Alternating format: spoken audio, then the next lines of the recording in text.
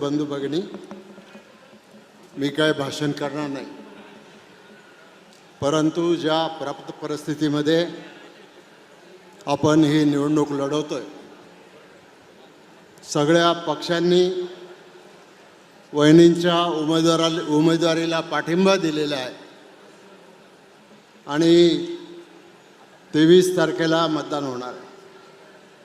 सगळ्या मान्यवरांनी आपल्या भावना व्यक्त केल्या आहेत की वहिनींचं मताधिक्य हे न भूतो न भविष्यती असं असायला पाहिजे.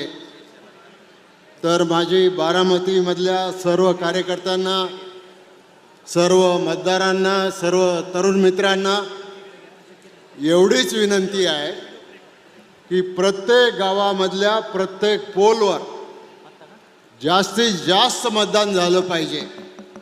नाहीतर मग आता काय वहिनी निवडून येणारच आहेत, मग मी पोल सोडून सकाळीच बाहेर गेलो हे कोणाकडून घडता कामा नये. आम्ही ही निवडणूक झाल्याच्या नंतर प्रत्येक बूथ वाईज किती टक्के मतदान झालं, त्या गावाने किती टक्के मतदान दिलं हे आम्ही पाहणार आहोत. आणि त्यामध्येच सगळ्या पदाधिकाऱ्यांचा, सगळ्या पक्षाच्या पदाधिकाऱ्यांचा, संस्थांच्या पदाधिकाऱ्यांचा, सगळ्यांचा त्याच्यामध्ये एक कस लागणार आहे. आणि फक्त माझी CM साहेब येईपर्यंत थोडासा वेळ होता, म्हणून मी जाणीवपूर्वक बारामतीच्या सर्व जनतेला, सर्व पक्षाच्या कार्यकर्त्यांना पुन्हा सांगतो की जास्तीत जास्त प्रत्येक बूथवर 80% 90% मतदान झालं पाहिजे.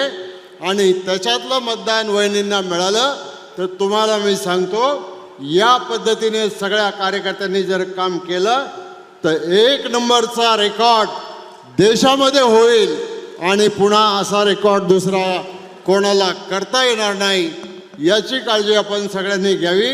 एवढंच मी या निमित्तानं आपल्याला विनंती करतो आणि अपेक्षा करतो आपल्याकडून.